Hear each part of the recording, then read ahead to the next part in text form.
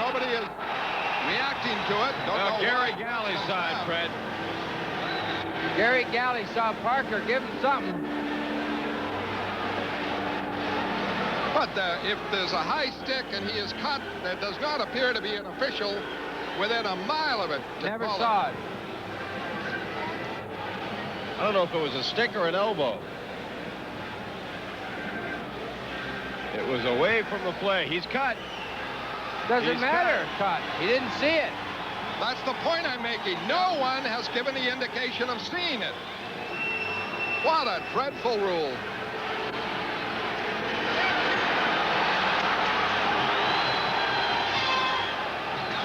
Schick could not have been farther away. He was in the corner McCreary. to the right of Malarchuk. Bill McCreary was too far away to see it. There's Greg Johnston right there. There's the stick. Andrechuk's stick. Dave Andrechuk got him with the stick. And Galley thought it was Parker. Well, now, Bonnie was closest to it. Did he see it? Right there. There it is. Johnston coming over. What's Dave Andrechuk's stick doing up that high to begin with?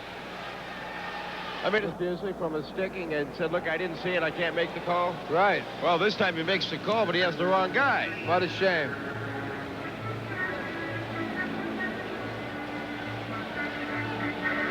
He thought it was Parker because Parker was standing There's there. the official right I can there. see him. I can see him thinking it was Parker because he blocked off the actual infraction. Get there. And right back on the right wing side, it is McGuire falling down and offside. She's offside. Could have called that a delay. Bruins in complete control.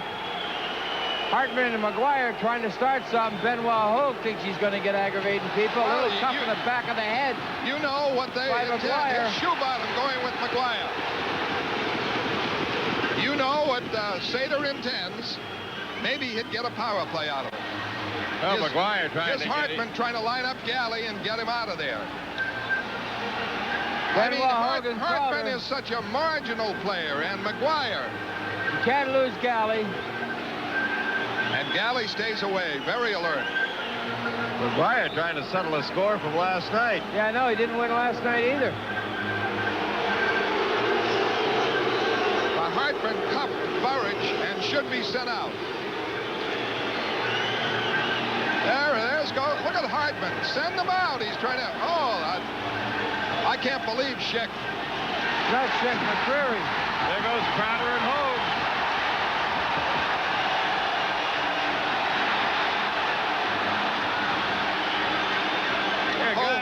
Guy with the name Benoit isn't supposed to be able to fight, is he? Oh, yeah. They can fight. Crowder can fight. No, Benoit. Crowder isn't finished with him yet. Now, you got to Hogue is tired. He wants to get Crowder down on the ice to end this. He's got to get his helmet off or he's going to have a sore hand in the morning. What a great punch that is. Go to the midsection, Keith. I saw a guy one time, Bobby Plager, in a tie-up like that, went to the midsection. Anybody's in boxing. That solar plexus, nail him there. That's smart.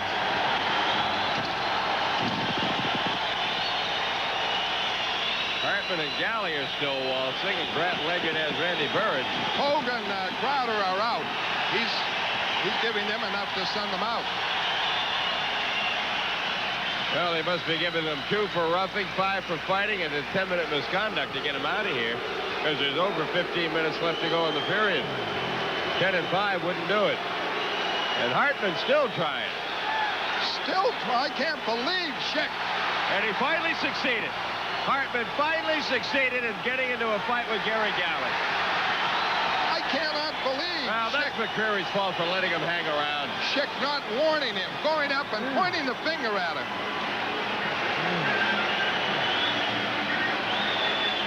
McCreary, I mean, Schick was last night. Should have thrown him out long before this. And Gary Galley saying, I hope you're giving him the extra 2. I waited as long as I could. And if you're giving me the same amount, then I'm going back for more. What a deal for Sater. He gets a marginal player, Hartman, to get Galley out of the game. Plus, Fred Bruins had all the momentum. This kills it now. Now we'll start from scratch when they drop the puck. That is the design behind these brawls. That's why Hartman and the McGuires and the Sabres, Sater will definitely admit it's an added dimension. You're going to go send your lesser lights out there, start a brawl. Doesn't matter whether you win the fights or not, but you've destroyed momentum. I mean, Sater hasn't lost anything in losing McGuire and Hartman. Nothing. Well, he did lose Hogue. I don't know how much. He lost Benoit Hogue. Hogue. McGuire's still sitting in the box. McGuire and Shoebottom were waiting for that verdict.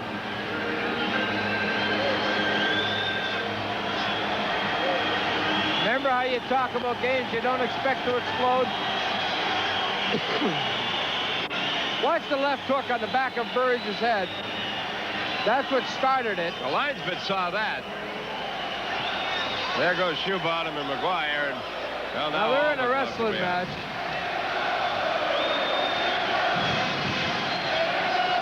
Right now, Galley's talking to Hartman.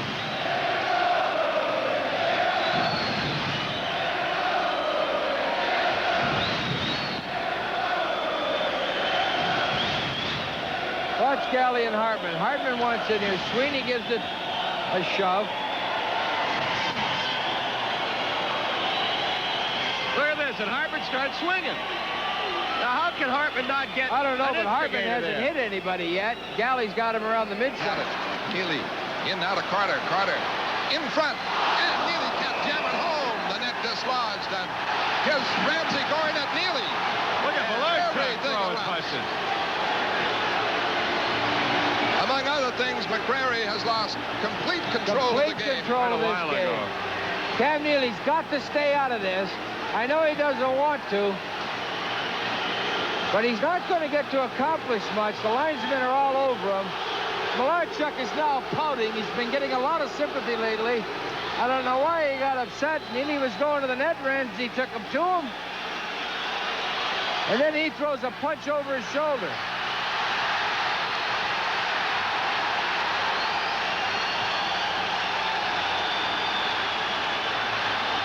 Grant Ledyard wants nothing to do with Neely. Neely is not going to leave this ice, I don't think. Ledyard has not dropped his stick yet. Neely. Oh, the players will remind him of that. At least drop your stick and stay away. Rick Vaive acting the tough guy.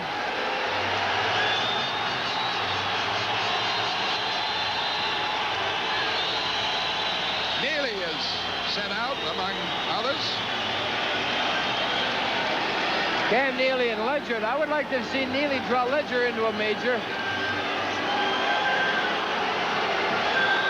He had lost Neely for most of the game now anyway. Well, there's no doubt that Clint Malarchuk now is gun-shy anytime anybody comes into the crease. And hey, well, takes exception to it, obviously. If that's the case, you got to start to worry about his mental condition. All right, let's watch. Right Neely's here. Forced in. Neely's forced in. Cam didn't do a thing to him. Now, Malarchuk doesn't know that. Now that shot, throw that punch with that blocker. Malarchuk gets the penalty. After trailing 3-0, they are ahead. Turgeon against Sweeney. A situation like... Oh, Foligno wraps the glass as a fan taunted him. Oh, that's bad news. He wrapped the glass. The Garden program is so good. Be a good sport. And that fan taunting Foligno. Now, don't that's wrong, and that's wrong for Foligno. And don't manhandle this fan. He didn't do anything either. You can't take a little taunting. Foligno's got to show better control than that as a player. And McCrary is telling him.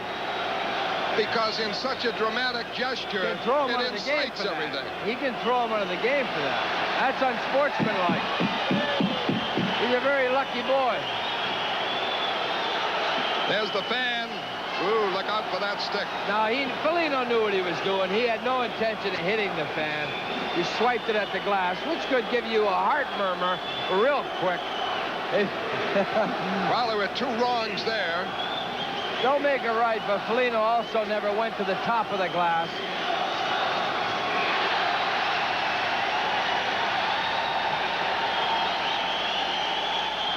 Terzioli kept it in. Now it's knocked away by Sweeney.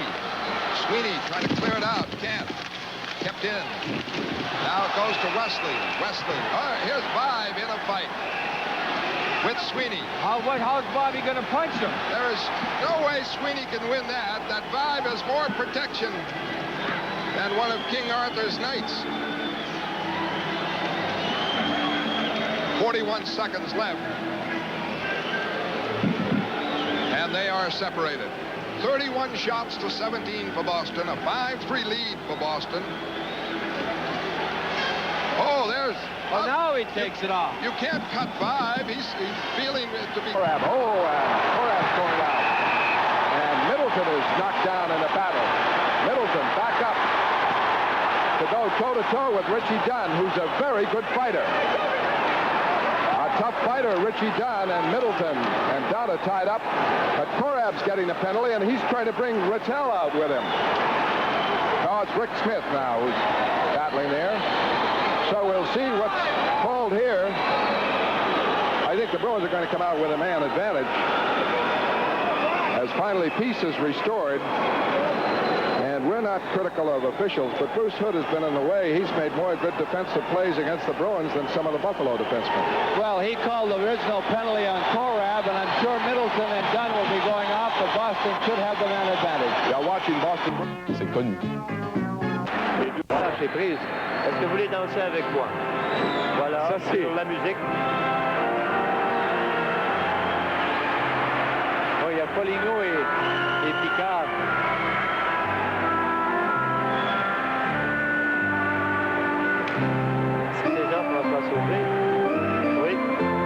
Oui, ça fait 42. Sauf que les juges de ligne, Gilles, comme tu le sais, ont le loisir de demander à l'arbitre. Voilà. Foligno et Picard.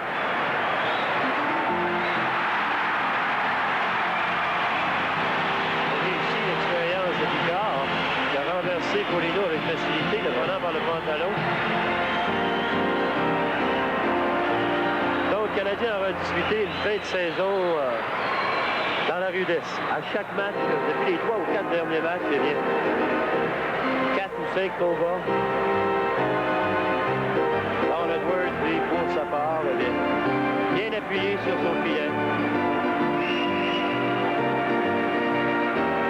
C'est les premiers belligérants près du filet. Hunter et Maintenant, Hunter qui veut se remettre de la partie. Et pour Rice Ross, il travaille bien contre Hunter. Il ne veut pas perdre Hunter pour être 10 minutes de mauvaise conduite. En plus, ils sont 5 déjà. Alors, sans compter qu'il y a toujours la possibilité que ça aille plus loin, que ça se garde davantage inutilement.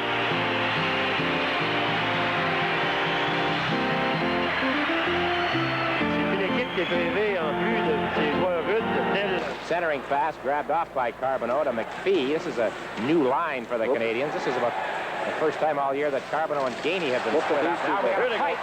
Ludwig and Foligno. And Ludwig pins him. Ooh, look out, Wayne Bonney. And Bonney went down almost very seriously.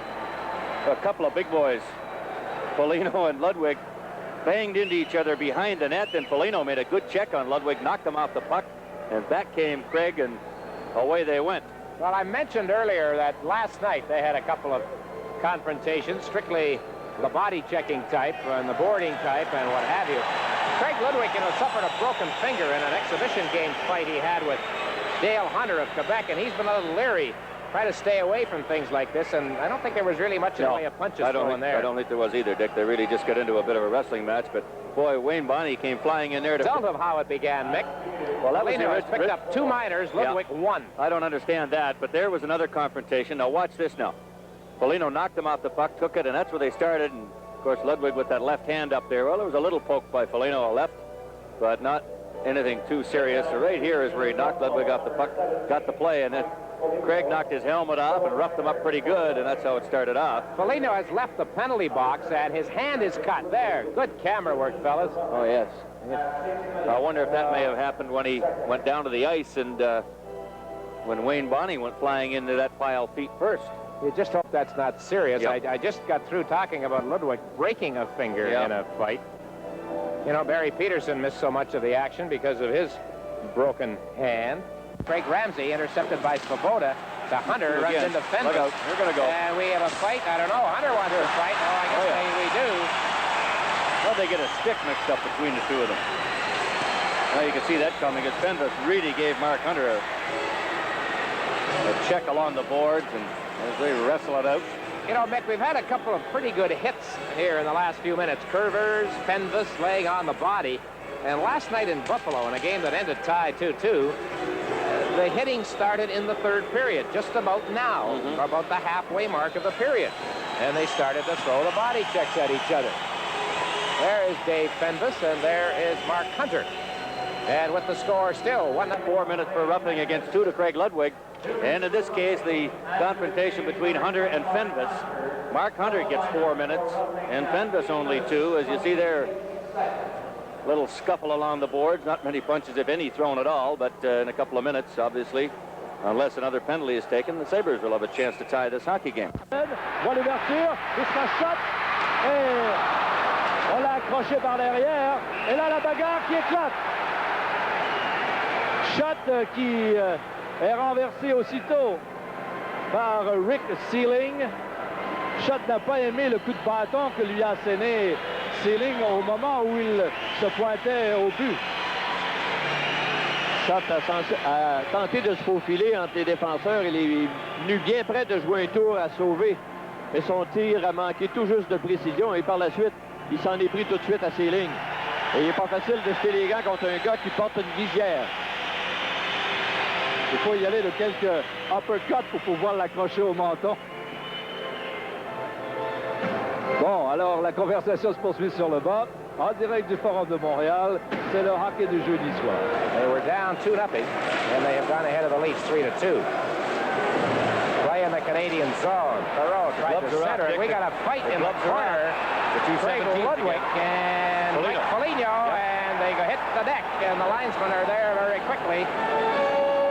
Boy, that one happened away from the play. It took them a while, Dick, to get apart. They were both nose to nose over there. You can see the gloves were already off, and two big boys trying to struggle to get loose and get some punches in, and they go down with Foligno on top of the play, or on top of Craig Ludwig.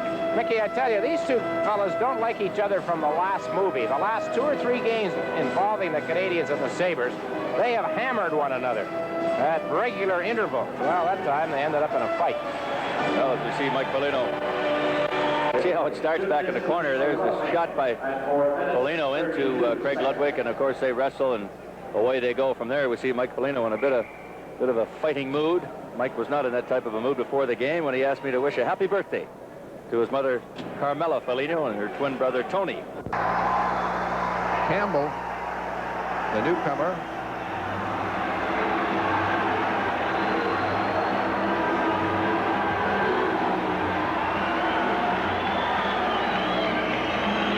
Well, I never did see who got underneath Wade Campbell. Whoever it was had Campbell down to his knees, and it still looked like Wade was standing up next to Gilles Lamel. And a break in the action. Hit. They'll be going out.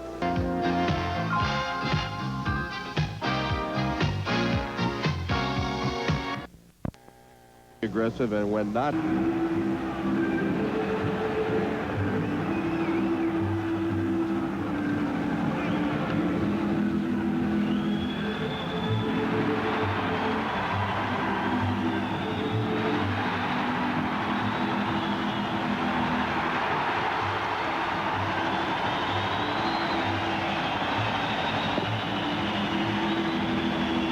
decision, Crowder. Crowder and Ramsey got the dancing out in front of Tom Barrasso. It was a matter of who would get nice. They have twisted and turned trying to check Lever This time. Now, do you get the feeling that these two guys just plain don't care for each other tonight? This Boy. is the second go. Boy, Keith is angry.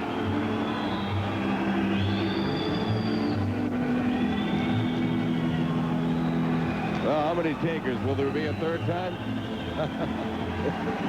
Of course, if there is a third time, they'll both be gone, I believe. Ramsey and Crowder. Looked like Ramsey got the stick up on Keith that time, and Keith wanted to get into it. Then lost. And now a fight. Ramsey going with Crowder. Well, this is an old acquaintance. These two seem to get together every time the teams play, and Crowder slipped a right hand on Ramsey. Now Dan Shakti and Ray Scapinello trying to separate the two. Not doing a real good job. Still got a good grip on each other. Well, these two guys really don't like each other. They always have words. They always have fights. And with the score of Offman and Courtnall. Hartman, a rookie, taking on Jeff Courtnall. Reputation of Hartman, a feisty player. And it's hard to believe that Scotty Bowman wouldn't have sent him out there and said, hey, get it going here. This is what Buffalo will be doing. Hartman, a rookie of no account against Courtnall, who's been a steady player. And Bowman has a million tricks like that. Look at Bowman. Scotty was smiling with approval. He was standing there saying, look at him, he's doing all right. Well, Courtnall leads to a standing ovation, but Scotty looks like the proud papa. Now, let's see if Carey calls an instigator penalty here.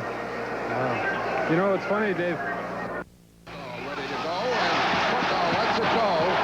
He'll get the extra 2 minutes. And here comes Jay Miller on and Croup. Hey, way to go, Jay. Jay moves right in, and he's got to establish something for Wednesday, and he does, and he knocks him down, and he pounds them. Jay Miller came right to the defense of Courtnall. There'll be penalties here, but the Bruins established something there on Croup. Kerry Fraser should not be in there at all. Well, he's trying to get a hold of Jay Miller.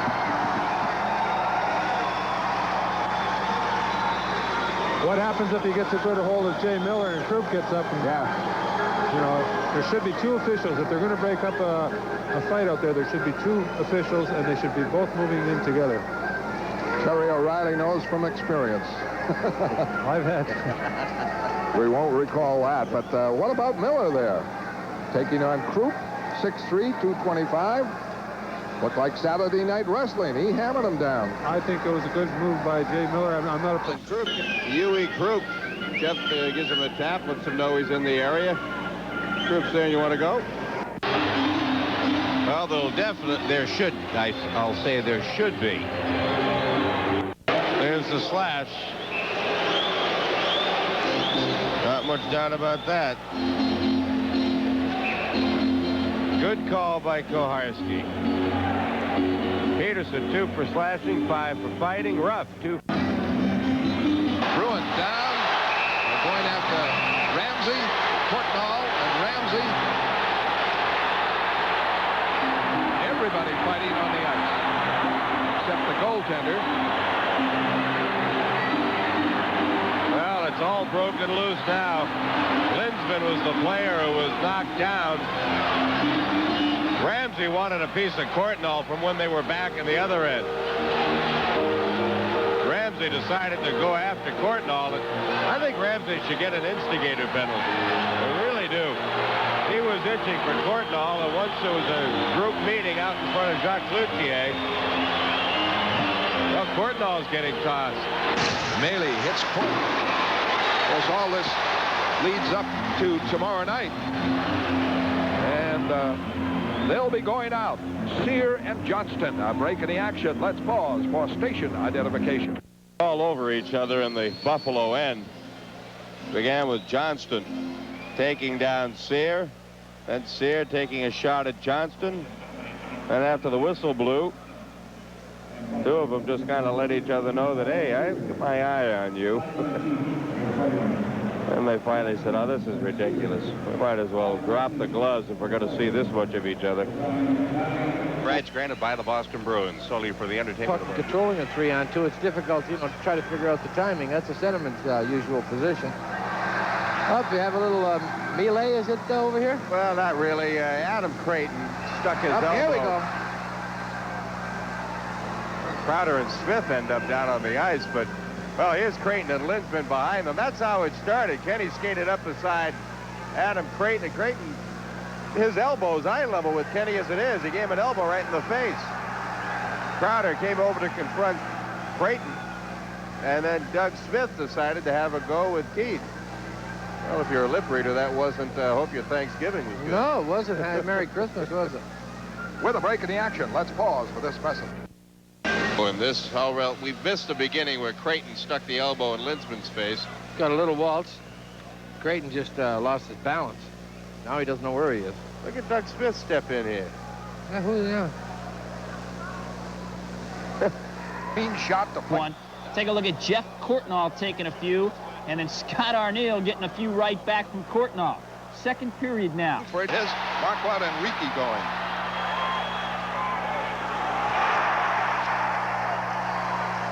Nevin did all he could do there. He took the fight to him, lost his balance. And Ricky never figured him to going on, picking up and playing the Hulk Hogan role and flipping him down. And Nevin discretion, definitely the better part of valor. When you cover that distance, you're the one that's going to get hit first because the man waiting is the man throwing. And it was a good clean check. Or Ricky is, you know, that's part of hockey. I don't know what he's all upset about. He's supposed to get hit in this game eventually.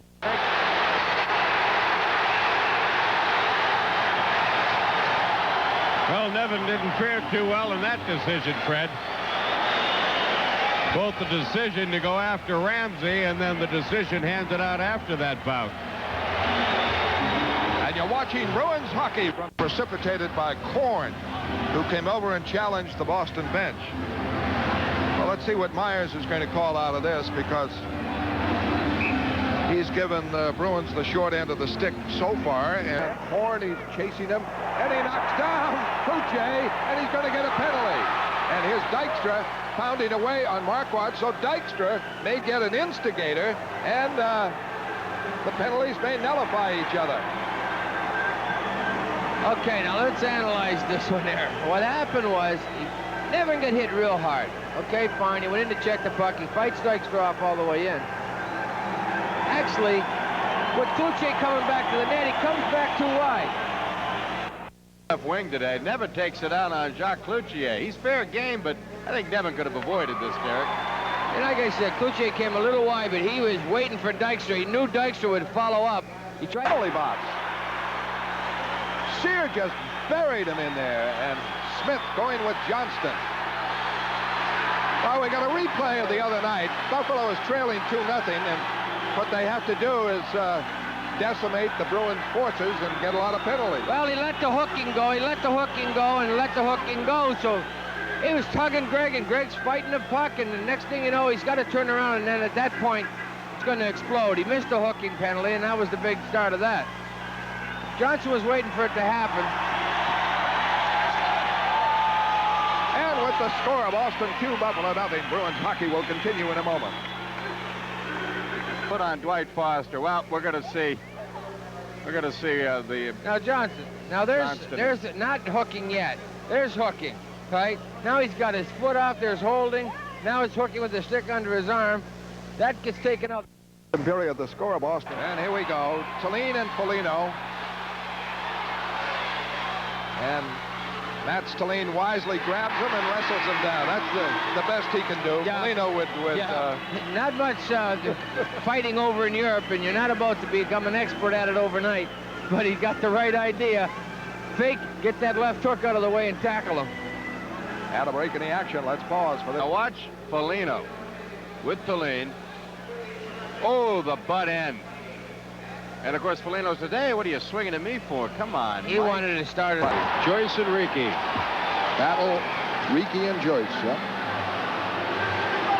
I think Joe Riggi at this point is so frustrated. He'd like to have Ken Linsman, but anybody will do at this point. He's in the doghouse with the 3 silly penalties. Not very happy with him. He gets in a fight with Bobby Joyce. Looks like Bobby Joyce got a Scully cap on going to work there down over his eyes, the helmet. And they're separated. Boston 5, Buffalo 4 will return to Boston. Jeff Linsman. Linsman can't handle the pass. And it is cleared away. McGuire and Shoebottom